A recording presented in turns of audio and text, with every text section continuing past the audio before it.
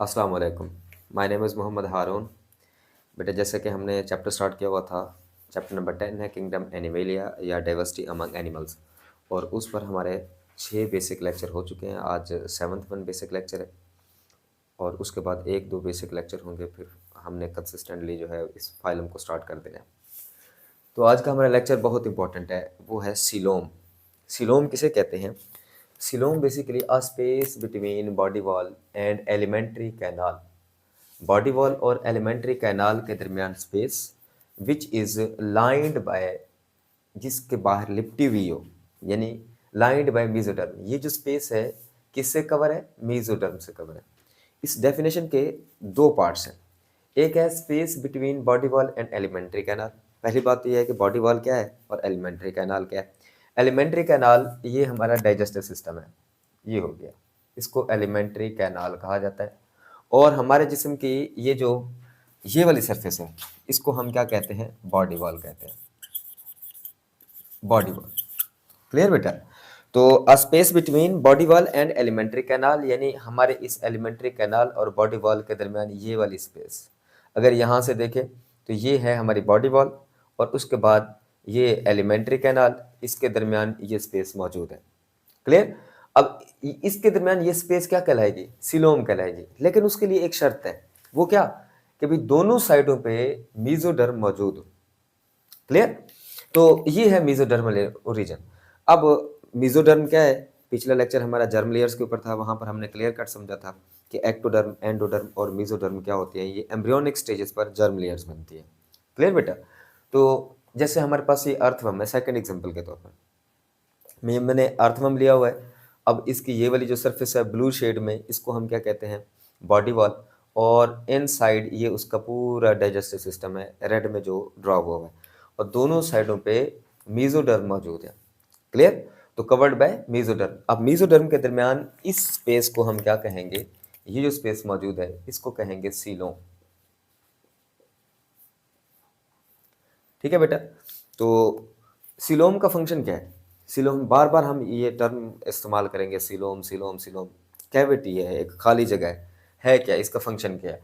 पहला फंक्शन है provide space for organ. पहला फंक्शन इसका कि ये किसके लिए? ऑर्गन के लिए स्पेस प्रोवाइड करती है।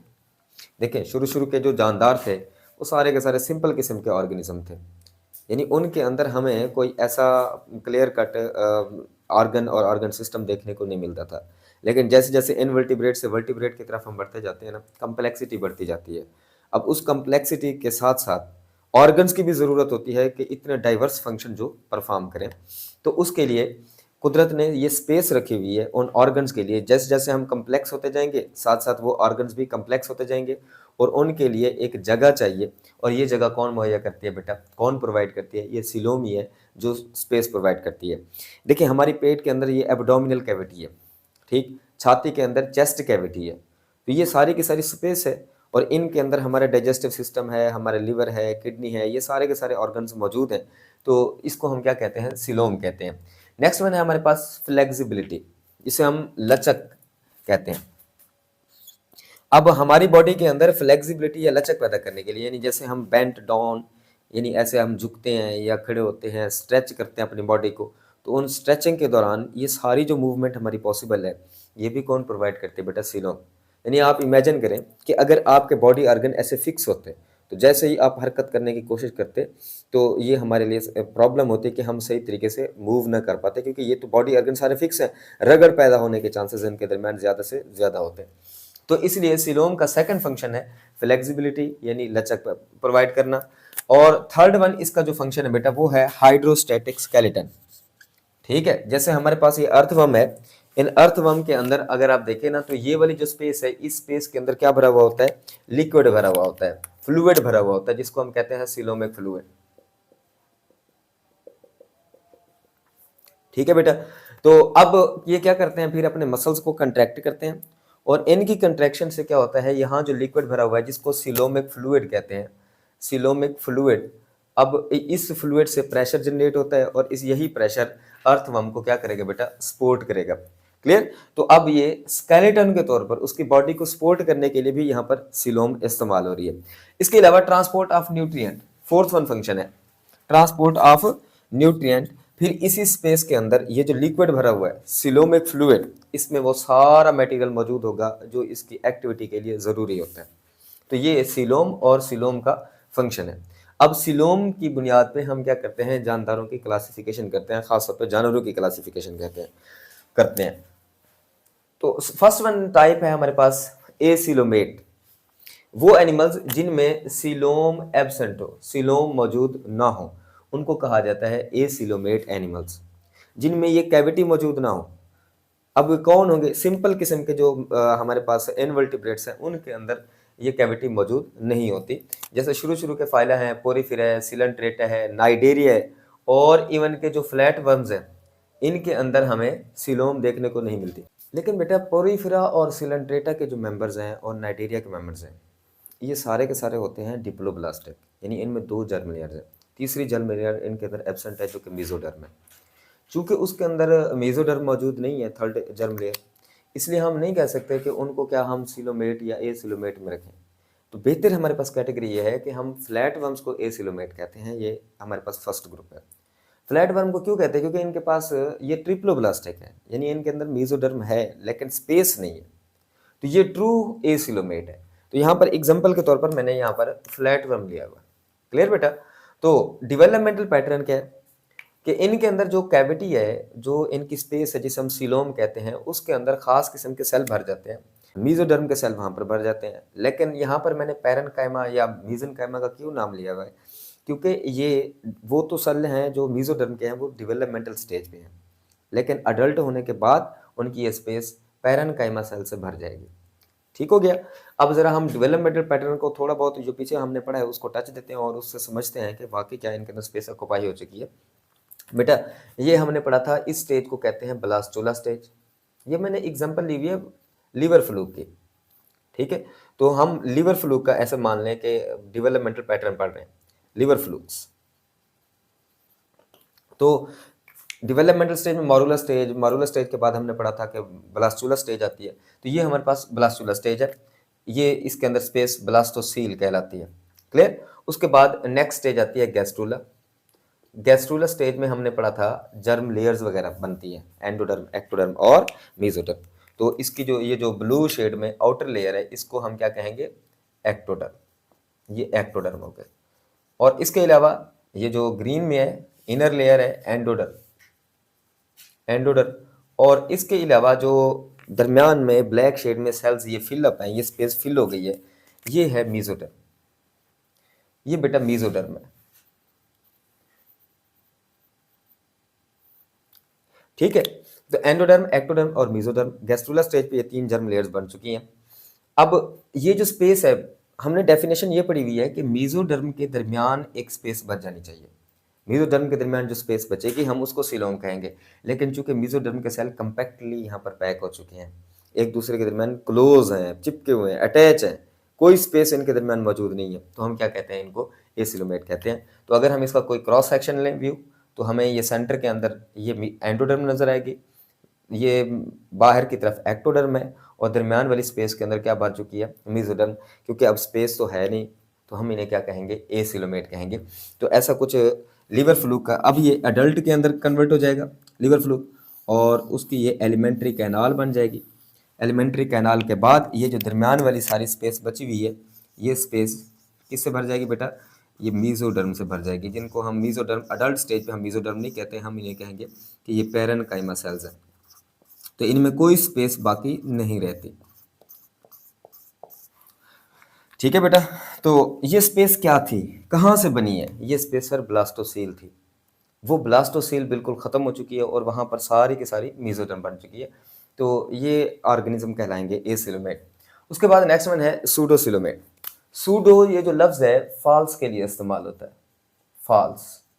सिलोम कैविटी है, खाली जगह है, लेकिन इनके अंदर खाली जगह तो मौजूद होगी, लेकिन जो हमने शर्त पड़ी हुई है ना सिलोम होने की, कि मेसोडर्म के दरमियान स्पेस मौजूद होनी चाहिए, वो शर्त हमारी पूरी नहीं हो सकेगी यहाँ पर। तो सीडोसिलोम या फॉल्स बॉडी कैविटी किसे कहते हैं, body cavity is not completely line with mesoderm. इसके अंदर मेसोडर्म हमने पढ़ा था कि एलिमेंट्री कैनाल के बाहर और बॉडी वॉल के अंदर की तरफ, ठीक है, दोनों साइडों पे मेसोडर्म मौजूद हो, फिर उसके बाद दरमियान में जो स्पेस बचेगी वो सीलोम होगी। लेकिन यहाँ पर एक साइड पे तो मेसोडर्म मौजूद होगी, लेकिन दूसरी साइड पे मेसोडर्म नहीं होगी। तो अब मेसोडर्म तो एक साइड से है, कैविटी भी होगी, खाली जगह भी होगी, लेकिन दूसरी साइड से मेसोडर्म के ना होने की वजह से हम उसे सही मायनों में ट्रू सीलोम नहीं कह सकते, इसलिए हम कहते हैं कि ये सूडोसीलोम है। तो वो जानदार जिनके अंदर सूडोसीलोम मौजूद हो उनको कहते हैं बेटा सूडोसीलोमेट। अब यहाँ पर एग्जाम्पल के तौर पर हमारे पास एस्के हेलमिंथिस या राउंड वर्म्स, ठीक है, इनके अंदर सूडोसीलोम मौजूद होती है। तो डेवलपमेंटल पैटर्न देखते हैं। गैस्ट्रुला स्टेज के ऊपर ये स्टेज बेटा गैस्ट्रुला है, गैस्ट्रुला स्टेज। तो गैस्ट्रुला स्टेज पर इनके पास 3 जर्म लेयर बन चुकी हैं। तो आउटर वन क्या होगी, एक्टोडर्म, दरमियान में मेसोडर्म और अंदर की तरफ क्या होगी बेटा, ये एंडोडर्म है। ये जो होल है, ये जो अपर्चर है, इसको हम क्या कहेंगे, ब्लास्टोपोर कहेंगे, ब्लास्टोपोर। अब गैस्ट्रुला स्टेज के अंदर तीनों जर्म लेयर बन चुकी हैं, एंडोडर्म, एक्टोडर्म और मेसोडर्म। लेकिन मेसोडर्म के अंदर क्या होती है, समहाउ स्प्लिटिंग होती है, उसके सेल्स जो हैं वो रीअरेंज होते हैं। उनकी रीअरेंजमेंट के दौरान थोड़ी बहुत स्पेस बनना शुरू हो जाती है, ठीक है। ये जो स्पेस है, इसी स्पेस को हम कहते हैं सूडोसीलोम। के ये सही मायनों में स्पेस नहीं है। क्यों वो स्पेस नहीं है, क्योंकि सर शर्त ये पड़ी हुई है कि दोनों साइडों पे मेसोडर्म मौजूद होनी चाहिए। अब इसमें एक साइड पे तो मेसोडर्म मौजूद है, लेकिन ये जो हमारे इंटरनल गट ओपनिंग है, डाइजेस्टिव सिस्टम है, डाइजेस्टिव सिस्टम के बाहर मेसोडर्म मौजूद नहीं है, ठीक है। तो एक साइड से तो है, लेकिन दूसरी साइड से क्योंकि मेसोडर्म नहीं है, तो हम स्पेस तो बन गई, सीलोम भी है, लेकिन हम सही सीलोम नहीं कह सकते, क्योंकि दोनों साइडों पे एलिमेंट्री कैनाल और बॉडी वॉल दोनों साइडों पे मेसोडर्म होनी चाहिए। यहाँ एक साइड से मेसोडर्म है, इसलिए हम कहते हैं ऐसे ऑर्गेनिज्म को सूडोसीलोम है, ठीक है। अब यहाँ मैंने इसका क्रॉस सेक्शन लिया हुआ है, ये क्रॉस सेक्शन है। तो अंदर की तरफ क्या होगी बेटा, ये एंडोडर्म, बाहर ये है हमारे पास एक्टोडर्म, और दरमियान में ये जो स्पेस बची हुई है मेसोडर्म के दरमियान, इसको हम कहेंगे सूडोसीलोम। अब ये सूडो क्यों है, क्योंकि एक साइड पे ये तो बॉडी वॉल है, बॉडी वॉल के बाहर तो है, लेकिन हमारा जो एलिमेंट्री कैनाल है उसके दरमियान में मेसोडर्म मौजूद नहीं है, ठीक है बेटा। अब इसमें एग्जांपल एस्केरिस लम्ब्रिकॉइड्स, एस्केरिस लम्ब्रिकॉइड्स ये एग्जांपल हमने ली हुई है बेटा। ये इसकी एलिमेंट्री कैनाल है, ये एलिमेंट्री कैनाल है बेटा, और उसके बाहर एलिमेंट्री कैनाल के बाहर तो मेसोडर्म मौजूद नहीं होती, बॉडी वॉल के बाहर यहाँ पर ये मेसोडर्म मौजूद होगी। अब चूंकि ये तो बॉडी वॉल के बाहर है, एलिमेंट्री कैनाल के बाहर तो है नहीं, तो ये दरमियान वाली जो स्पेस है इसको हम कहेंगे सूडोसीलोम, सूडोसीलोम। और इसमें जो लिक्विड भर जाता है, फिर इसमें इस कैविटी के अंदर ये लिक्विड भी भर जाएगा बेटा। अब ये लिक्विड क्या कहलाएगा, इसी लिक्विड को कहते हैं सूडोसीलोमिक फ्लूइड, सूडोसीलोमिक फ्लूइड कहते हैं। तो यहाँ तक हमारे पास सूडोसीलोमेट का जो टॉपिक है ये कंप्लीट होता है। थर्ड जो टाइप है ऑर्गेनिज्म की, उसको कहते हैं हम यूसिलोमेट। यू कहते हैं ट्रू के लिए, ठीक है, यानी इनके अंदर क्या हो गए, सिलोमेट, सिलोम मौजूद होगी, ट्रू बॉडी कैविटी या ट्रू सिलोम मौजूद होगी, बॉडी कैविटी, इनके अंदर सही वाली सिलोम मौजूद है। डेफिनेशन के अकॉर्डिंग जो सिलोम की हमने डेफिनेशन पढ़ी हुई है, उसके अकॉर्डिंग जो सही सिलोम बनती है वो 2 मेसोडर्म लेयर्स के दरमियान वाली कैविटी है, तो इनके अंदर वही मौजूद होगी। फिर इसकी फर्दर 2 टाइप्स हैं। फर्स्ट वन है एंटीरोसिलोसिलोम, और बेटा सेकंड वन है हमारे पास शाइजोसिलोसिलोम। अब एंटीरोसिलोसिलोम में जो मेसोडर्म बनती है ना, मेसोडर्मल पाउच बनते हैं फ्रॉम वॉल ऑफ गट, ठीक है। ये जो डाइजेस्टिव सिस्टम है ना, इसकी वॉल के ऊपर पाउच बनेंगे और वही पाउच आगे बड़े होकर कैविटी बना देंगे। तो ये एक स्लाइड सा डिफरेंस है, बनेगी वही कैविटी मेसोडर्म के दरमियान वाली, लेकिन शर्त ये है कि ये इसका ओरिजिन कहाँ से हो रहा है, इसका स्टार्ट कहाँ से हो रहा है। तो अब एग्जाम्पल के तौर पर यहाँ पर मैंने ये डायग्राम्स बनाई हुई हैं ये समझाने के लिए आप लोगों को कि एंटीरोसिलस और शाइजोसिलोसिलोम में क्या फर्क होता है। तो बेटा देखें, गैस्ट्रुला स्टेज पर हमने पढ़ा था, गैस्ट्रुला स्टेज पर कि एक्टोडर्म, चले इसको गैस्ट्रुला स्टेज नहीं ब्लास्टुला स्टेज मान लें।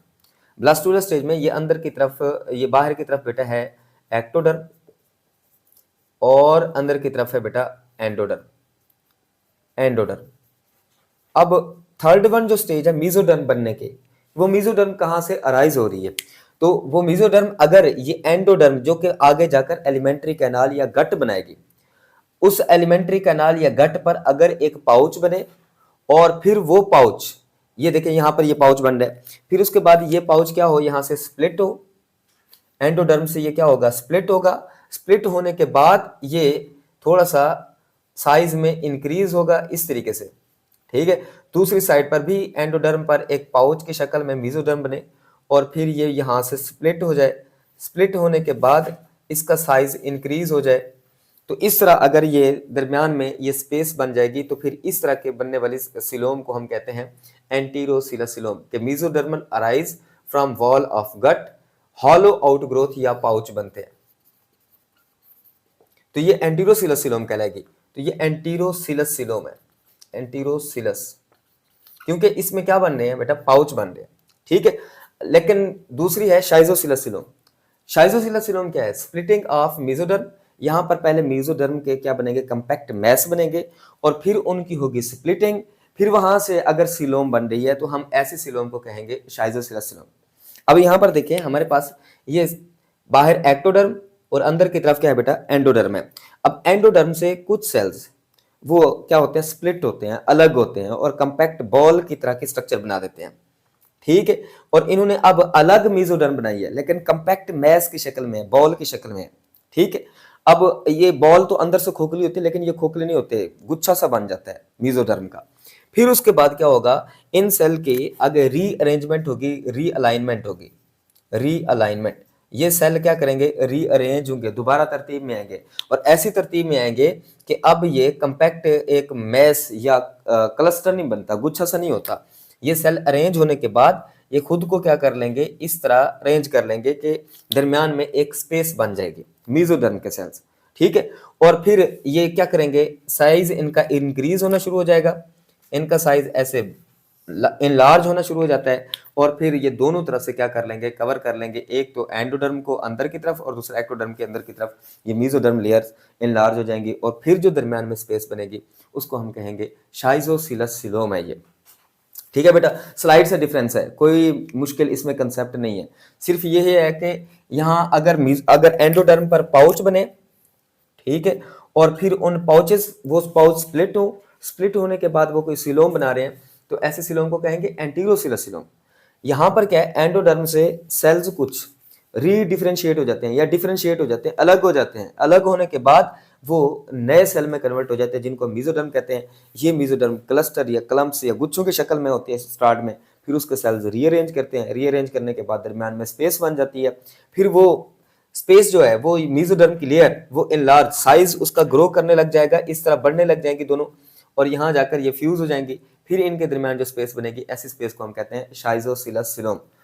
तो सिलोम बेसिकली पढ़ने का मकसद क्या है कि भाई ये कैविटी कैसे बन रही है, खला कैसे बन रही है, वो छाती के अंदर चेस्ट कैविटी के तौर पर कैसे नजर आ रही है और बॉडी के अंदर खास तौर पर पेट के अंदर एब्डोमिनल कैविटी के तौर पर हमें कैसे यहाँ पर ऑब्जर्व हो रही है। तो ये सिलोम का जो टॉपिक था वो हमारा आज कंप्लीट हुआ। इंशाल्लाह नेक्स्ट लेक्चर में जो हमारे बाकी बेसिक टर्म्स रह गई हैं उनको हम कवर करेंगे। आज के लिए बस इतना ही, इजाज़त दीजिए, अल्लाह हाफ़िज़।